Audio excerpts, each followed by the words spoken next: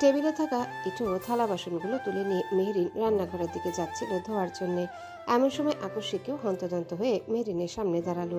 দ্রুত গলায় বলল, আসসালামু আলাইকুম ভাবি, আমি আপনার অন অ্যান্ড অনলি দেবর এজন সুলতান। মেহরিন তাকালো মুখের দিকে। এজওয়ানের মুখ জুড়ে হাসি, তবে এমন আকস্মিক সামনে এসে পড়ায় মেহরিন একটু ঘাবড়ে গেল। এজওয়ান মেহরিনের মুখের দিকেই তাকিয়েছিল, হয়তো বুঝলো বিষয়টা।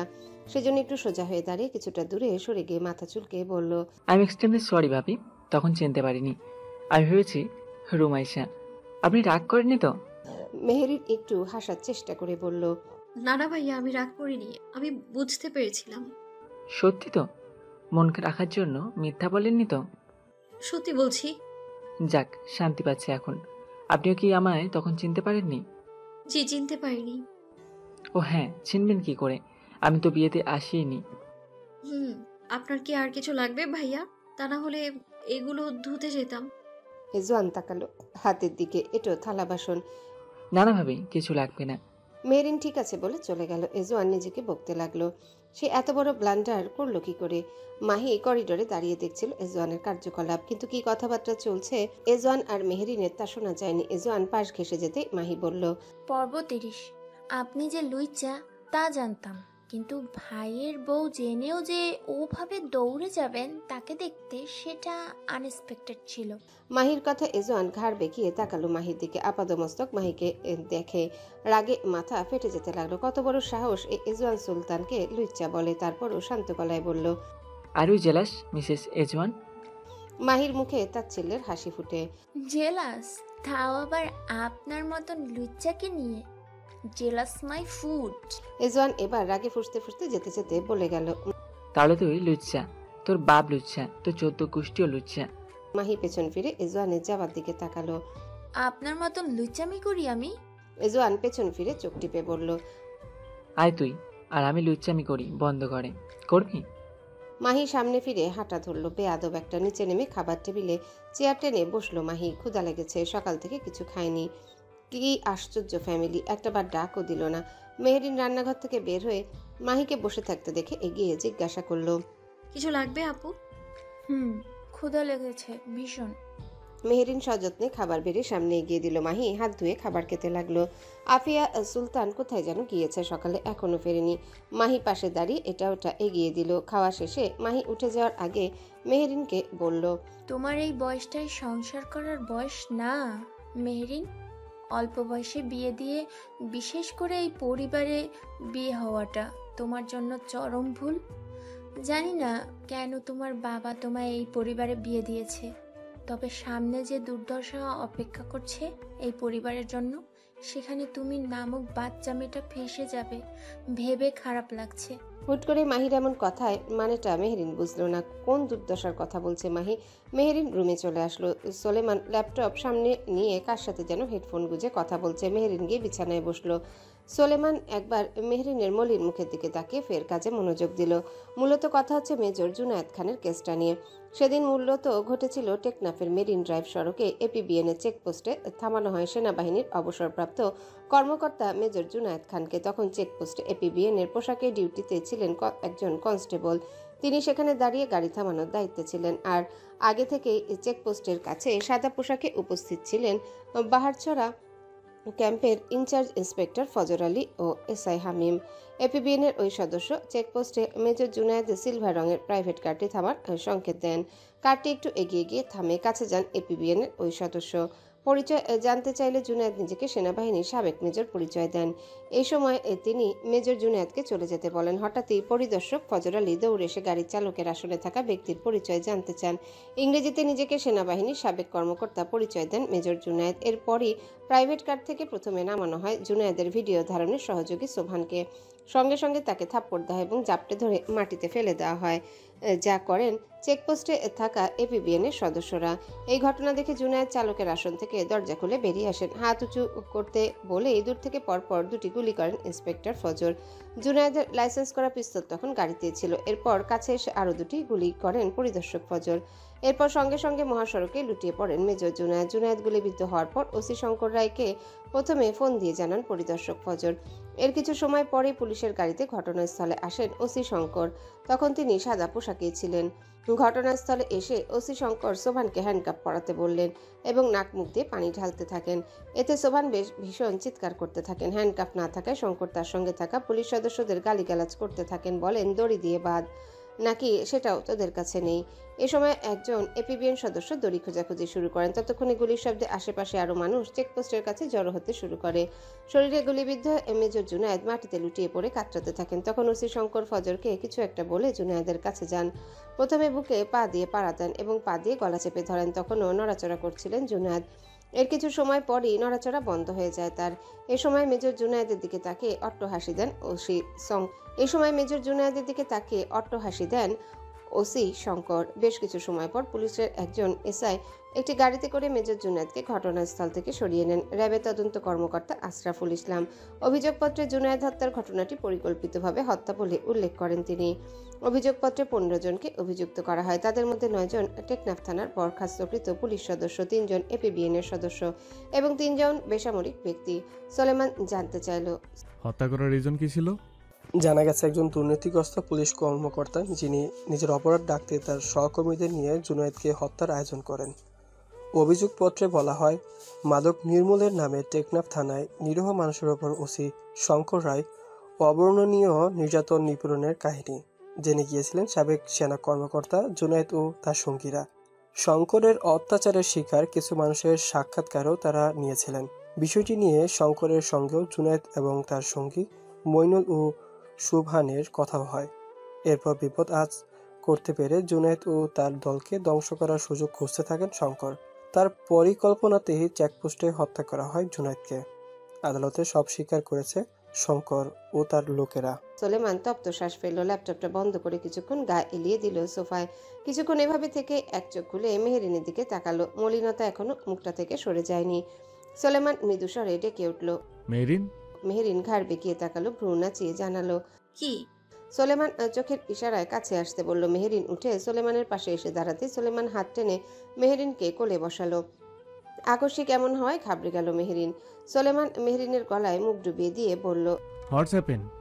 মুখ এমন অমাবস্যার আদলে ঢাকা কেন? মেহেরিন কিছুক্ষণ ঠোঁট কামড়ে চুপ থেকে বলল, একটা কথা জিজ্ঞেস করতে পারি? করো। অনুমতি নিচ্ছ কেন? আপনার সম্পর্কে কি এমন কিছু আছে যা আমি জানি না, অথচ আমার জানাটা আবশ্যক? সোলেমান মৃদু হাসলো। তুমি আমার সম্পর্কে জানোই না কিছু। জানতে চাই আপনার সম্পর্কে। এই যে জেনে নাও, আমি আস্তটাকে পড়ে ফেলো, তোমার কাছেই তো আসি। ভালোবাসেন আমায়? সোলেমান সোজা জবাব দেয়, শিওর জানি না, তবে অসম্ভবভাবে চাই তুমি মেয়েটা সারা জীবন আমার বক্ষ পিঞ্জরের কাছে থেকে যাও। মেহেরিনের মনটা ভার হয়ে গেল। আমি খুবই সাধারণ একটা মেয়ে এমপি সাহেব। শুরুতেই বুঝতে পেরেছি। আমাদের সব সময়ে অসম্ভবের প্রতি অসম্ভব টান থাকে। আমার জীবনটা খুবই সহজ সরল, কঠিন প্যাচ গোছের কখনই কিছু ছিল না। এমন সহজ সরলেই রাখবো তোমার জীবনটা, ট্রাস্ট-মি। এমন কোনো অহেতুক সত্য তোমার জীবনে আসতে দিব না যাতে তোমার জীবনটা কঠিন হয়ে যায়। মেহেরিন তাকালো সোলেমানের দিকে। অহেতুক সত্য? অহেতুক, যা সবার জানতে হয় না। আচ্ছা, বাড়িতে যে একটা নতুন মেয়েকে দেখলাম, উনি কে? কে? মাহি? নাম জানি না। এই জোয়ানের বউ, মানে তোমার যা। কোনো কিছু হয়েছে? মেহেরিন মাহির বলা কথাটা বলতে গিয়েও থেমে গেল। না, কথাটা বললে বিষয়টা যেন কেমন বাজে দেখায়, মনে হবে ভাইয়ের বউয়ের নামে কুটনামি করছে। কি হলো? চুপ যে? কিছু বলেছে? না, কিছু বলেনি। তোমাকে কলেজে ভর্তি করে দিয়ে তারপর ঢাকা ব্যাক করব। কোন কলেজে ভর্তি হবে ঠিক করেছো? মেহেরিন ঠিক করেছে সে সরকারি কলেজে পড়বে। এতে উর্মি আর মেহেরিন একই কলেজে পড়তে পারবে। কোনটা? নওগাঁ সরকারি কলেজ। সোলেমান ভ্রু কুচকালো। সরকারি কলেজে পড়বে তার বউ? তবে সিদ্ধান্ত নিয়েছো? হুম। ঠিক আছে, আমি ভর্তির সব ব্যবস্থা করে দেব। এজওয়ান রুমে শুয়ে শুয়ে অপেক্ষা করছিল। মাহির বিয়ে হলো কদিন, অথচ বউকে এখনো ছোঁয়াই হয়নি। যা কারেন্ট মাইয়ার শরীরে চোখেই ভস্ম করে দেয়। ছুতে গেলে তো চর একটাও মাটিতে পড়বে না। তাই বলে কি এজওয়ান থেমে থাকবে? মোটেও না। অপেক্ষার অবসান ঘটিয়ে মাহি রুমে প্রবেশ করলো।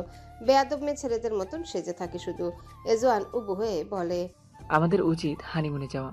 মাহি ঘাড় ফিরিয়ে তাকালো। কোন মুখে হানিমুনের কথা বলে এলো? যেখানে এলো ঘরে থাকার কথা ভাবলেই মাহির উল্টি চলে আসে। মাহি আয়নায় নিজেকে দেখে বলে। যাব। এজনের চোখ মুখ জুড়ে অবাকের ছায়া। কবে? মাহি ঘাড় বেঁকিয়ে বলল, আপনার মরার 4র্থ দিন। কাকে নিয়ে? তোমার ওই ভালোবাসাকে নিয়ে? আমি একবারও বলেছি, তবে মন্দ বলেননি। এমন চিন্তা মাথাতেও এনো না চান্দু। তোমায় এত সহজে ছাড়ার জন্য বিয়ে করিনি। আমিও আপনাকে এত সহজে ছাড়ছি না মিস্টার এজওয়ান সুলতান। এজওয়ান উঠে এসে বলে, আমিও চাই তুমি আমায় না ছাড়ো, নিজের সাথে করেই রেখে দাও। ট্রাস্ট মি, আমি থেকে যাব। হুট করে এজওয়ানের এমন কথা শুনে মাহি ভ্রু কুচকালো। বুকে জোরে সোরে ধাক্কা দিয়ে দূরে সরিয়ে দিয়ে বলল, নেশা চড়ে গেছে নাকি মাথায়? আবোল তাবোল বকছেন। আপনি আমার শত্রু, ভুলে যাবেন না। কিসের শত্রুতা আমার সাথে তোমার? সেটাই খুঁজতে থাকুন। কিসের শত্রুতা আপনার আমার সাথে? শত্রুতাকে এক সাইডে রেখে আমি একটা অফার দিতে চাই তোমার। কিসের অফার? তুমি তো তোমার জামাইকে ভালোবাসো না, তাই তো? আমার বউও আমায় ভালোবাসে না। তাহলে চলো দুজন মিলে পরকিয়া করি। ট্রাস্ট মি, কেউই জানবে না, না তোমার জামাই আর না আমার বউ। মাহির কুচকে যাওয়া চেহারা রাগে পরিণত হলো। দাঁত চেপে বলল, অশ্লীল লোক। সে আমি বরাবরই। অফারটা কিন্তু মন্দ না, ভেবে দেখতে পারো। জানেন, আপনার আর আপনার বাবার মতন বদ লোক আমি একটাও দেখিনি। ট্রাস্ট মি, আমিও তোমার মতন মেয়ে আরও একটাও দেখিনি। কি করা চাওনি মায়েরি, কি ঝাঁঝ, পুরো মাথা নষ্ট করে দেওয়ার মতো। বাই দ্য ওয়ে, আমার বাপ তোমার কি করেছে? আপনার বাপকে জিজ্ঞেস করেন কি করেছে। পৃথিবীতে সবচেয়ে ঘৃণা আমি আপনাদের করি। তোমার ঘৃণাতেই না হয় বেঁচে রইলাম। I had no problem, I have no problem. আপনি জীবনে অনেক কিছু পেয়েছেন, তাই না? এক মায়ের আদর ছাড়া পৃথিবীর সব কিছু পেয়েছি। সেজন্যই এমন কুসন্তান হয়েছেন। এজওয়ান হাসে, কিছু বলে না। মাহির শরীর জ্বলে ওঠে হাসিতে। এজওয়ান হাত মুচড়ে ধরে এবার মাহির পিঠ নিজের বুকের সাথে মিশিয়ে আয়নার সামনে দাঁড় করিয়ে বলে, তোর কথা মতে এতক্ষণে আমার বউয়ের অধিকার জোর করে নিয়ে নেওয়া উচিত ছিল। তুই তো আমার বউ লাগিস। 5 টাকার সাথে আমার মৃত্যুর নামে সিল করা বউ তুই। তোর উপরে আমার অধিকার আছে, কিন্তু আমি তো করেছি। ফলালে জাস্ট দেহটাই পাবেন, মন কখনো পাবেন না। তোর দেহ পাওয়ার আগে তোর মন পাওয়ার বিন্দুমাত্র ইচ্ছেও আমার নেই। পুরুষের সুখ নারীর দেহে। ঘৃণায় শরীর ঘিনঘিন করে ওঠে মাহির। ছাড়ুন, লাগছে আমার। এইটুকু ধরাতেই লাগছে, যখন গভীরভাবে ধরবো তখন কি করবে সুইটার? জানে মেরে ফেলবো বলে রাখলাম। এজওয়ান আয়নায় থাকা মাহির মুখটা দেখলো, কি ঘৃণা ভরা সেই চাহনি। উফ, এজওয়ানের মজাই লাগছে চাহনিটাকে আরো চেতিয়ে দেওয়া যাক। মাহিকে নিজের দিকে ফিরিয়ে দেয়ালে দুহাত চেপে ধরে মাহি কিছু বোঝার আগে ঠোঁট ডুবিয়ে দেয় মাহির ঠোঁটে। মাহির মনে হচ্ছিল দমটা বন্ধ হয়ে যাচ্ছে। সবচেয়ে জঘন্যতম অনুভূতি হচ্ছে, মাহি পা দিয়ে এজওয়ানকে লাথি দিয়ে সরানোর চেষ্টা করছে, কিন্তু এজওয়ান আরো চেপে আসলো, কামড়ও দিতে লাগলো। মাহির মনে হচ্ছে সে কোনো বিষ পান করছে। ব্যথায় চোখ মুখ খিচে আছে। পাক্কা 10 মিনিট পর এজওয়ান ছেড়ে দিল মাহিকে। ঠোঁট দিয়ে রক্ত পড়ছে, হয়তো কিছুক্ষণ পর ফুলেও যাবে ঠোঁট। মাহি সামনে থাকা ফুলদানিটা ছুঁড়ে মারে এজওয়ানের দিকে। এজওয়ান গায়ে লাগার আগে ধরে ফেলে, পা হাত দিয়ে ঠোঁট মুছে বলে, শিল মেরে দিলাম, এটা জাস্ট ডেমো ছিল। পিকচার আভি বাকি। হ্যাঁ, আমি ধরতে আসলে বাধা দেওয়ার মতন কোনো আইন নেই বাংলাদেশে। ভেবেছি তোকে মেরে ফেলবো, কিন্তু না, তোকে নিয়ে আমি সংসার করব। আমার বাচ্চা কাচ্চার মা হবি তুই, আমার ঘরণী হয়ে থাকবি মৃত্যুর আগে অবধি। ইমন ঈদের 3 দিন পরই ঢাকায় চলে গেছে। অলঙ্কারপুর গ্রামটাকে তার জাহান্নামের মতন লাগছিল। ভর্তির টাকা দিয়ে এসেছে মায়ের হাতে, বলেছে কোনো সরকারি কলেজে ভর্তি করাতে। মেহেরিনও যেহেতু সরকারি কলেজে ভর্তি হবে, সেজন্য উর্মিও নওগাঁ সরকারি কলেজে ভর্তি হবে। সেরিনের শ্বশুরবাড়ির বিয়েতে আনোয়ার সুলতান আর আমিরুল সুলতান গিয়েছিল। রুমাইসা আর আফিয়া সুলতান গিয়েছিল। মোতালেব ভুইয়াতের বাড়ি কেউ যায়নি, গেলেই মহিলা তেরা কথা শুনতো। সোলেমান মেহরিনকে যেতে বলেছিল, কিন্তু মেহরিন যায় না। অস্বস্তির মধ্যে সে নিজেকে ফেলতে চাচ্ছে না। রুমাইসা খেয়ে দিয়ে চলে এসেছিল। ইমন ইব্রাহিমের বাগান বাড়িতে এসে নিজের বরাদ্দকৃত রুমটাতে এসে শুয়ে আছে। ইয়াসিনটাও ফিরেনি, আর তার পক্ষেও ওখানে থাকা সম্ভব হচ্ছিল না, তাই চলে আসা। এখন এখানে এসেও শান্তি পাচ্ছে না। যত সুখ নিয়ে ঢাকা ছেড়েছিল, তার চেয়ে কয়েক গুণ ব্যথা নিয়ে ঢাকায় ফিরল। সোলেমান আজ মেহরিনের কলেজের সব কাজকর্ম শেষ করেছে অনলাইনে। এখন স্কুল কলেজ খোলার ঘোষণা আসলেই কলেজে গিয়ে পড়তে পারবে। নওগাঁ কলেজে যেতে 30-40 মিনিট সময় লাগবে সোলেমান ভিলা থেকে। বাড়ির গাড়িতে করে চলাচল করবে। যদি স্কুল কলেজ খোলা এখনো অনিশ্চিত, বোধহয় 21 সালের শেষের দিকে খুলতে পারে। সকাল হলেই চলে যাবে সোলেমান ঢাকায়। এখন এক মনে চাঁদ দেখছে সোলেমান আকাশের। মেহরিন কফি বানাতে এগিয়েছে রান্নাঘরে। মেহরিনের মুঠো ফোনটা রাখা সাইডে। সেই ফোন থেকে ভেসে আসছে হাওয়া মে উঠতে যায় মেরা লাল দুপাট্টা মালমাল গানটা। মেহরিন কফির মগ নিয়ে এসে দাঁড়িয়েছে ব্যালকনিতে। আকস্মিক এই গান শুনে কিছুটা চমকে গেল। ভীষণ পছন্দের এই গান। মেহরিন কফির মগটা এগিয়ে দিল। সোলেমান নিল, পাশে চেপে সরে গিয়ে মেহরিনকেও বসতে দিল। মেহরিনের হাতে তার নিজের জন্য আনা চা। মেহরিন চায়ের কাপে চুমুক দিয়ে বলল। গানটা আপনিও শোনেন? সোলেমান ঘাড় বেঁকিয়ে তাকালো। তুমিও শোনো। আগে শোনা হতো মায়ের ফোনে। সোলেমান জিজ্ঞাসা করলো। তুমি ভীষণ বই পড়ো তাই না? মেহরিন মাথা নেড়ে বলল, জি। তোমার পছন্দের লেখককে? মেহরিন চোখ বন্ধ করে বলল, হুমায়ুন আহমেদ। পছন্দের বই? কোথাও কেউ নেই। পছন্দের ছবি? প্রিয় বাকের ভাই। সোলেমান ঠোঁটের কোণে কিঞ্চিত বিষণ্ণতা দেখা গেল। প্রিয় বউ কেন প্রিয় বাকের ভাই বলল? আমি তোমার জীবনে সেই বাকের ভাই মেহরিন, আর তুমি হচ্ছে আমার মুনা। কি চমৎকার তাই না? তোমার নামে আর মুনা নামে কি অদ্ভুত একটা মিল আছে। আচ্ছা, কখনো যদি তাদের মতন আমাদের সমাপ্তি হয় তাহলে কেমন হবে বলো তো? মেহরিন কিঞ্চিত চমকালো, সাথে সাথে বলে উঠল, একদম না, এটা একদমই ভালো হচ্ছে না। আমি একদমই মুনা হতে চাই না। আমি আর আপনিও দয়া করে বাকের ভাইয়ের সাথে নিজের তুলনা করবেন না। বাকের ভাই আর মুনার মতো করুণ সমাপ্তি আমার জীবনে চাই না আমি। বাকের ভাইয়ের ফাঁসিটা আমি আজও মেনে নিতে পারি না। আপনি আপনি আমার এপি সাহেব, সেটা কি যথেষ্ট নয়? কখনো কখনো কোনো একজনের কাল্পনিক গড় চরিত্র বাস্তবে মানুষের সাথে মিলে যায় মেহরিন, তাই বললাম আর কি। মেহরিন মাথা নত করে বলল, তাহলে আজ থেকে আমার অপছন্দের তালিকায় রেখে দিব বাকের ভাইকে। সোলেমান মেহরিনকে এক হাত দিয়ে আগলে নিয়ে বলল, একদমই না, আমি জাস্ট মজা করছি। বাকের চরিত্রটা আমার ভীষণ পছন্দ। একসময় আমিও বাকের মতোই স্বর্ণ ছড়েছিলাম। এখন পরিপাটি। হ্যাঁ, বিয়ে করলাম। ভবিষ্যতে কোনো একদিন বাবা হব, সন্তান মানুষ করতে হবে, তাই তো? এখন থেকেই নিজেকে পরিপাটি না করলে কেমন একটা দেখায়, তাই না? বাচ্চার কথা শুনে মেহরিন লজ্জা পেল। তাদের মধ্যে তো কিছুই হয়নি, হবে কি না তার ঠিক ঠিকানাও নেই, অথচ তিনি বাবা হতে চলে গেছে। ভোরের আলো ফোটার আগে ঘুম ভাঙে সোলেমানের। বাহিরে এখনো আধার। পাশেই গুটিসুটি হয়ে সোলেমানের বুকে মাথা রেখে এক হাত সোলেমানের গলার কাছটায় জড়িয়ে ধরে ঘুমিয়ে আছে মেহরিন। সোলেমান আধো আধো চোখে দেখলো মেহরিনকে। এক হাত মেহরিনের গালে রাখতেই মেহরিন হালকা কেঁপে উঠল। তারপর হালকা করে চোখ মেলে তাকালো। কিছুক্ষণ নীরব থেকে নিজের অবস্থা পর্যবেক্ষণ করে সোলেমানের বুক থেকে মাথা সরিয়ে উঠে বসলো। পাশ থেকে ওড়নাটা নিয়ে আশেপাশে চোখ বুলালো। না, সকাল এখনো হয়নি। চোখের দৃষ্টি বাহির থেকে এবার সোলেমানের দিকে ফেরাতেই দেখলো সোলেমান তার দিকে তাকিয়ে আছে। কিছুটা অস্বস্তিরা ঘিরে ধরলো মেহরিনকে। সোলেমানের দৃষ্টি মেহরিনের দিকে রেখেই বলল, উঠে পড়লে কেন? আজান দেয়নি? এসে ঘুমাও।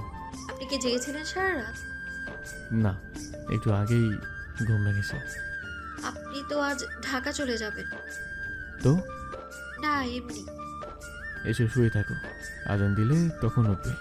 সোলেমান মেহরিনের হাত টেনে বুকে এনে ফেললো। মাথাটা চেপে ধরলো। কি যে শান্তি লাগে তখন। কিভাবে যেন মেহরিনের সাথে কাটানো সময়গুলো একটু তাড়াতাড়ি চলে যায়।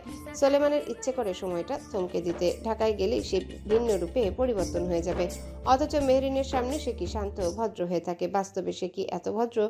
ফজরের আজান শুরু হলে মেহরিন সোলেমান দুজনে উঠে বসে। এক এক করে দুজনে উজু করে ফজরের নামাজটা আদায় করে নেয় রুমেই। নামাজ শেষে সোলেমান সেদিন রাতের মতন কি যেন বিড়বিড় করে ঠোঁটের আগায় উচ্চারণ করে মেহরিনের কপালে ঠোঁট ছোঁয়ায়। সোলেমান মেহরিনকে ছেড়ে দিতে মেহরিন রান্নাঘরে এসে সকলের জন্য চা কফি বানায়। রান্নার খালাটা আজ বিকেলে আসবে শুনেছে মেহরিন। আফিয়া সুলতানও নেমে আসে।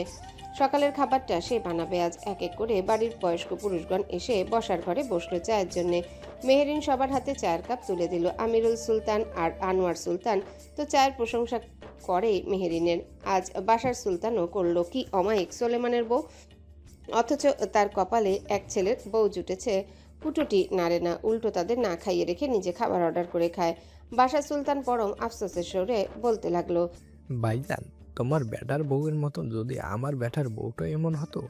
আমিরুল সুলতান চায়ে চুমুক দিয়ে বলল, রেখে যায় বাড়ি, মেহেরিন আর আফিয়া মিলে শিখিয়ে দিবে।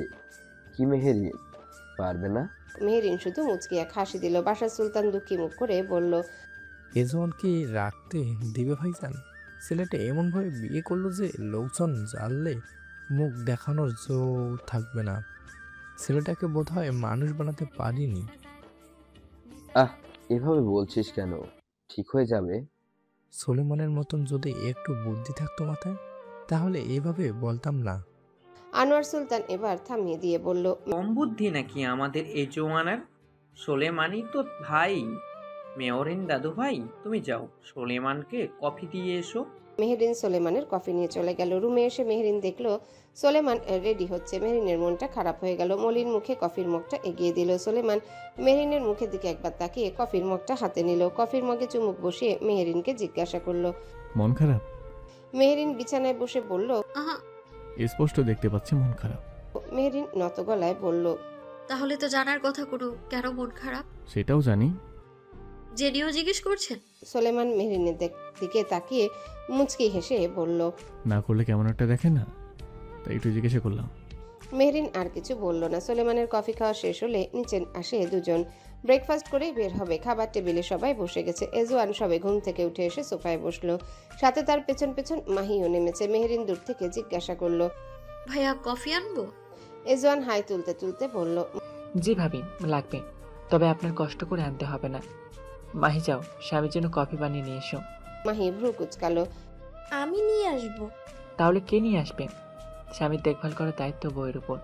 সবার সামনে সিংগ্রেট করাতে না চাইলে চুপচাপ নিয়ে আসো। শেষের কথাগুলো দাঁত চেপে বলল। ভেবে বলছেন তো? বিষও মিশিয়ে আনতে পারি। তোমার দেওয়া বিষও আমি এজন অমৃতভাবে খেয়ে নেব। মাহি রাগে ফুঁসতে ফুঁসতে রান্নাঘরে আসলো। সামনেই কফির জিনিসগুলো ছিল, তাই মাহিকে খুঁজতে হয়নি। কফি বানানোর শেষে নিচে পায়ের কাছে ইঁদুর মারার বিষ দেখতে পেয়ে ইচ্ছে করলো বিষটা ঢেলে খাইয়ে দিতে। কফিটা এজওয়ানের সামনে রেখে পাশে মুখ ফিরিয়ে বসলো। দূরত্ব বজায় রেখে মাহি। সোলেমান খাবারের প্লেট টেনে নিয়ে পাশে চেয়ার টেনে বলল। মেহরিন, বসে পড়ো, খেয়ে নাও। আফিয়া সুলতানের দিকে মেহেরিন তাকাতে তিনি ইশারায় বসতে বললেন। মেহেরিন বসলো। সোলেমান নিজ হাতে পরোটা, ডিম ভাজি, মাংস প্লেটে তুলে দিল। আফিয়া সুলতান মাহি আর এজওয়ানকেও ডাকলো খাওয়ার জন্য। মাহি যেতে নিলে এজওয়ান থামিয়ে দিয়ে বলে। ছোট মা, মাহি এসব খাবার খাবে না। আফিয়া সুলতানের কপালে দুভাঁজ পড়ে। কেন মাহি এসব খায় না? মাহি এর পেছনে ফিরে এজওয়ানকে বলল। আমি কি আপনাকে বলেছি আমি এসব খাই না? এজওয়ান কফির মগে শেষ চুমুক দিয়ে বলল। তৈরি করায় জিনিস তুমি যে একটু বেশি গেল তা আমি জানি। খাবারগুলো কষ্ট করে বানিয়েছি ছোট মা, ভাবি, অথচ বাড়ির বউ তুমিও। তুমি কি করেছো? হাত পা তুলে শুধু গিলছো। নিজের খাবার নিজে বানিয়ে খাও। বাড়ির সকল কাজ তুমি করবে। ভাবি তোমার সম্পর্কে বড় হয়েও বয়সে সে তোমার ছোট হয়েও কত কাজ করছে একা একা। আর তুমি বাপ মা ছোট থেকে শাসন না করলে যা হয়। মাহি তর্জনী তাক করলো। এবার দাঁত চেপে বলল। একদম মাকে টানবেন না ওই মুখ দিয়ে। আপনাদের মুখে আমার মায়ের কথা একদমই শোভা পায় না। মুখ খুলবেন না আমার। আপনাদের এই বাড়ির বউ কে হতে চেয়েছে? আমি চেয়েছি হতে? চাইনি তো, আপনি নিজেই বানিয়েছেন। হয়ে যখন গেছো তখন তো বউয়ের মতোই থাকতে হবে। নিজে খাবার বানাবে, তারপর খেতে পারবে। কোনো অনলাইনে অর্ডার করা খাবারে বাড়িতে আসবে না। খেলাম না খাবার। এক সপ্তাহ না খেয়ে থাকলে কেউ মরে যাবে না? কথাটা বলেই মাহি উপরে চলে যায়। সেটা দেখে মেহরিন উঠতে চাইলে সোলেমান মেহরিনের হাতের উপর হাত রেখে গম্ভীর গলায় বলল। খাবার ছেড়ে উঠতে হয় না, খেয়ে নাও। আপু যে রাগ করে চলে গেল না খেয়ে। তার চিন্তা তোমার করতে হবে না, যার বউ সে সামলে নেবে। তুমি তোমাকে নিয়ে ভাবো জাস্ট। মেহরিনের খাবার গলা দিয়ে নামতে চাইল না। আর সোলেমান খাওয়া শেষে হাত মুছে এজওয়ানের দিকে তাকিয়ে বলল। যত রঙ্গ করার ইচ্ছা আছে বউর সাথে, তার রুমের 4 দেওয়ালের ভিতরে করবি। ভরা সমাগমে করবি না। তোর আইনজীবী নাই, নাও লাগতে পারে, কিন্তু আমাদের লাগে। বউ সম্মানিত একজন সঙ্গী, তার সম্মান রক্ষা করার স্বামীর কর্তব্য। কোনো স্বামীর এটা কাম্য না যে বাড়ির গুরুজনদের সামনে এভাবে বউকে কথা শোনানোর। ধীরে সুস্থে একাকি বলে বোঝানো যায়। আই থিঙ্ক এ কথা দ্বিতীয়বার বলতে হবে না। মেহরিন মুগ্ধ হয়ে দেখলো তার এই পুরুষটিকে। সে আসলে একজন সঠিক মানুষ পেয়েছে জীবনে। তার বাবার কাছে সে সারা জীবন কৃতজ্ঞ থাকবে এমন এক পুরুষের হাতে তাকে সঁপে দেওয়ার জন্য। তার স্বামীর বলা কথাগুলো একটাও ভুল না।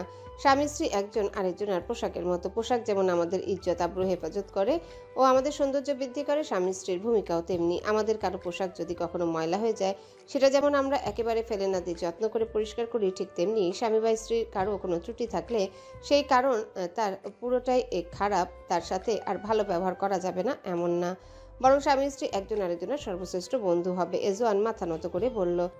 এভাবে না বললে ও বুঝবে না ভাই। বুঝবে কি বুঝবে না সেটা তোর ব্যাপার, কিন্তু তুই এইভাবে উশৃঙ্খল অসামাজিকের মতো বোঝানোর চেষ্টা করলে তা আমি মোটেও গ্রহণ করব না। সুলতান বাড়ির বউদের সম্মান সবার উপরে। মাই এখন সুলতান পরিবারের বউ। আর একটা কথা, নারী জাতিকে পাজরের বাঁকা হাড় থেকে সৃষ্টি করা হয়েছে। পাঁজরের হাড়গুলোর মধ্যে উপরের হাড়টা সর্বোচ্চ বাঁকা। অতএব তুই যদি এভাবে সোজা করতে চাস তাহলে ভাঙানোর সম্ভাবনা আছে, আর যদি ফেলে রাখিস তবে বাঁকা হতেই থাকবে। ভালো ব্যবহার কর, ঠান্ডা মাথায় সুন্দর করে বোঝাবি, মনে থাকবে। এজওয়ান মাথা নাড়িয়ে চলে গেল। সোলেমান ইব্রাহিমকে এখনও খাবার টেবিলে আসতে না দেখে ফোন লাগালো। সবার খাওয়া শেষ, অথচ তার খবর নেই। ইব্রাহিম ইয়াসিনের সাথে কথা বলছিল। ইয়াসিনের মাধ্যমে জানতে পারলো ইমন অনেক আগেই চলে এসেছে ঢাকা। ইয়াসিন আগামীকাল রওনা দিবে। ইব্রাহিম শুনে ফোন কাটতে সোলেমানের ফোন পেয়ে ফোনটা রিসিভ করে আসছি বলে রুম থেকে বের হলো।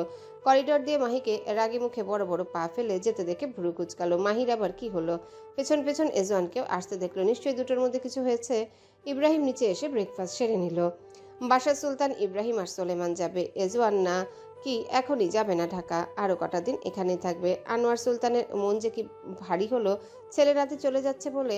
আমিরুল সুলতানের মুখে গম্ভীর হয়ে আছে, দুশ্চিন্তার চাপও দেখা যাচ্ছে। সোলেমান একবার সেই মুখের দিকে তাকিয়ে বলল, আমি চলে যাও যে মন খারাপ হচ্ছে না, তার চেহারা দেখেই বোঝা যাচ্ছে, কিন্তু তুই চিন্তা করছো কি নিয়ে? আমিরুল সুলতান ছেলে থেকে বিষয়টা আড়াল করার চেষ্টা করে বলল, না না, কিছু হয়নি। তোদের বিয়ে হয়ে গেল, এখন রুমাইসারও তো বিয়ে দেওয়ার সময় হয়ে গেল। জীবনের তো গ্যারান্টি নেই আমাদের, মরণ সবসময় কাঁধ হেসে দাঁড়িয়ে থাকে। সোলেমান বাপকে নিয়ে সাইডে গেল, গম্ভীর গলায় বলল, কথা এড়িয়ে যেও না, মোদ্দা কথা বলো, কি হয়েছে? দুশ্চিন্তাকে নিয়ে? নাসির রে, তোরা জানিস আজকাল বেশ হতভম্বই করছে, বড় বড় লোক জুটিয়েছে। সেদিন ক্লাবে এসে হুমকি দিয়ে গেছে, মনে হচ্ছে যখন তখন কিছু করতে পারে। সোলেমানের মুখে এবার চিন্তার ছাপ পড়ল। নাসিরউদ্দিন তাদের বিরোধী দলের লোক, খ্যাপাটে টাইপের, পাওয়ার বেশ ভালোই আছে। সোলেমানের দুশ্চিন্তা হচ্ছে সে তো সবসময় এখানে থাকে না, তার অনুপস্থিতিতে যা কিছু হতে পারে। ঢাকা হলে না হয় তার দুশ্চিন্তার একটু ছাপ আসতো না চেহারায়। তার উপর মেহেরিন আছে, বাড়িতে চিন্তাটা আরও বেড়ে গেছে। বাবাকে চিন্তামুক্ত রাখতে সোলেমান বলল, আচ্ছা, এটা কথা নিয়ে পেশার লো করো না, আমি সব ব্যবস্থা করে দিব যাতে নাসিরউদ্দিন বাড়াবাড়ি করতে না পারে। বাড়ির চারপাশে আরও বডিগার্ড বাড়িয়ে দেব, আর এই যেমন তো আছে এখন বাড়িতে, ও সামলে নেবে। আমিরুল সুলতান ছোট করে বলল। এই বিষয়টা আনোয়ার সুলতান এখনো জানে না। আমিরুল সুলতান জানায়নি, জানলেই তার বাবা হাঙ্গামা বাঁধিয়ে ফেলবে, লোকজন পাঠাবে নাসিরের বাড়িতে ভাঙচুর করার জন্য। এতে পরিস্থিতি আরও হাতের নাগালের বাহিরে চলে যাবে। মেহরিন সদর দরজার সামনে দাঁড়িয়ে আছে রুমাইসার সাথে। সোলেমান একবার সেদিকে তাকিয়ে এগিয়ে গেল। রুমাইসা ভাইকে জড়িয়ে ধরল। সেই ছোট্ট থেকে সে মানুষ হয়েছে ভাইয়ের কাছে। বয়স যখন রুমাইসার সবে 7 মাস, সেই 7 মাসের ছোট্ট রুমাইসাকে 8 বছরের ছোট্ট সোলেমান সামলিয়েছে, খাইয়েছে, ঘুম পাড়িয়েছে, গোসল করিয়েছে, সবটাই একা হাতে। রুমাইসার মাঝে মধ্যে এখন খুব রাগ হয়, তার ভাই কেন যে তাদের সাথে থাকে না। সাথে নাই থাকলো, ঢাকায় তো নিয়ে যেতে পারে, কিন্তু না নিবে না। সোলেমান বোনকে আদর করলো। রুমাইসা অভিযোগ নিয়ে বলল, থেকে গেলে কি হয় তোমার? সবসময় ঢাকায় পড়ে থাকো, মনে পড়ে না আমাদের? সোলেমান মুচকি হাসলো বোনের কথায়। মেহেরিনের দিকে তাকিয়ে বলল, মনে পড়ে। তাহলে থাকো না কেন? এখানে থাকলে তোর নেতা ভাই দেশ চালাবে কি করে?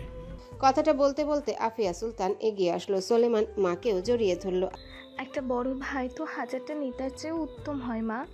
এই দুনিয়ায় আমার আপন বলতে এই এক বড় ভাই ছাড়া আর কে আছে বলো তো? সে সবার নেতা হতে গিয়ে আমার সাথে দূরত্ব বাড়িয়ে দিচ্ছে। না তাকে এই পৃথিবীতে সবসময় দেখতে পাচ্ছি, আর না পরকালে তাকে দেখতে পাবো। ফেরেশতারাও পর্যন্ত সময় থমকে দেয় ভাই বোনের কথা বলার সময়, অথচ আমি আমার ভাইকে কাছেই পাই না। একটু নিরালয়ে বসে ঠিক মতন কথাও বলতে পারি না। ভাই নেতা হতে গিয়ে আমার ভাইয়া হওয়া আর হলো না। আসলে কি সোলেমান নেতা হতে গিয়ে একজন আদর্শ ভাই হতে পারেনি? সবসময় সাথে সাথে থেকেই প্রমাণ করতে হয় যে ভাইয়া আছে। বোকা রুমাইসা জানেই না হয়তো তার ভাই তার জন্য প্রতিনিয়ত কি করে। সোলেমানের কাছে রুমাইসা তার প্রথম সন্তানের মতো করে আগলে রেখেছে, যত্ন করেছে। সেই বোনের কি অভিমান আজ। সোলেমান বোনের গালে আলতো করে হাত রাখলো, 2 চোখ দিয়ে জল গড়াচ্ছে। সোলেমান আলতো হাতে মুছে দিল সেই জল, বুকে জড়িয়ে ধরে বলল, খুব বাজে আমি ভাই হিসেবে। বল রুমু, খুব বাজে আমি ভাই হিসেবে, তাই না? রুমাইসা বেশি বলে ফেলেছে। সে শুধু নিজের কথাটাই ভাবলো, স্বার্থপরের মতন। ভাইয়ের দিকটা ভাবলো না। না, তার ভাই বেস্ট ভাইয়া, সে ভুলে গেল কি করে তার ভাইয়া তাকে কিভাবে একা মানুষ করেছে। রুমাইসা ভাইয়ের হাত মুঠোয় নিয়ে চুমু খেয়ে চলচল নয়নে বলল, সরি, আমি হার্ট করতে চাইনি তোমায় ভাইয়া। তুমি ওয়ার্ল্ডের বেস্ট ভাইয়া। আমি স্বার্থপর হয়ে গিয়েছিলাম, শুধু নিজের কথাটাই ভাবছিলাম। প্লিজ কষ্ট পেও না আমার কথায় ভাইয়া, আই এম সরি। সোলেমান কিছু বলল না। আফিয়া সুলতান রুমাইসাকে নিয়ে সামনের দিকে এগিয়ে গেল, বোঝাতে লাগলো মেয়েকে, ভাইয়ের সাথে এভাবে কেউ কথা বলে? সুলেমানের মতন ভাই ছেলে স্বামী পাওয়া ভাগ্যের বিষয়। সব সময় সাথে থেকেই প্রমাণ করতে হবে তার কোনো মানে হয় না। দূরে সে সাথে থাকে না, পরিবার ছেড়ে। বুঝতে হবে ভাইয়ের পরিস্থিতি। রুমাইসা বুঝতে পারলো তার ভুলটা। আসলে সে একটু বেশি হার্ট করে ফেলেছে ভাইকে। মেহেরিন এতক্ষণ পাশ থেকে ভাই বোনের কথাগুলো শুনছিল। মেহেরিনের কোনো বড় আপন ভাই নেই। সানজিদা বেগমের একবার একটা ছেলে সন্তান হয়েছিল মেহেরিন হওয়ার 1 বছর পর, কিন্তু বাচ্চাটা মৃত হয়ে জন্মেছিল। সে বেঁচে থাকলে মেহেরিনের বছর 1 ছোট হতো। আল্লাহ তাকে নিয়ে নিয়েছেন তার কাছে। বাবাকে কখনো আফসোস করতে দেখেনি মেহেরিন। লোকজন বলতো এই যে 2টো মেয়ে তার ছেলে হলো কিন্তু বাঁচলো না, এখন বৃদ্ধ বয়সে তাদের দেখবে কে? মেয়ে দুটোর বিয়ে দিয়ে দেওয়ার পর মোতালেব ভুইয়া তখন সেই কথা শুনে হাসতেন আর বলতেন, এক ব্যবস্থা না এক ব্যবস্থা ঠিকই জুটিয়ে দিবেন আল্লাহ। ভাগ্য যদি ভালো হয় তাহলে মেয়ে আর মেয়ের জামাইয়ের ছেলে হয়ে উঠবেন। মেহেরিনের পরিবার কখনো মেহেরিনকে ভাইয়ের অভাব বুঝতেই দেয়নি। মেহেরিন ভাইয়ের যে কি অভাব সেটা মেহেরিন কখনো ভাবার সময় পায়নি। মোতালেব ভুইয়া পেতেই দেয়নি। সেরিনের মতন বোন ভাইয়ের চেয়ে কম নাকি? তার উপর তেহরান তানভীর আছে। সোলেমান মেহেরিনের পানে তাকালো। মেহেরিন সোলেমানের বুকে হাত রেখে বলল, হ্যালো বন্ধুরা, পরবর্তী পার্ট খুব তাড়াতাড়ি আসবে, তো সবাই অপেক্ষায় থাকো। আর চ্যানেলটি যারা এখনো সাবস্ক্রাইব করোনি তারা পরবর্তী পার্ট দেখার জন্য চ্যানেলটি সাবস্ক্রাইব করে রেখো। ধন্যবাদ সবাইকে, আমাদের সাথেই থেকো।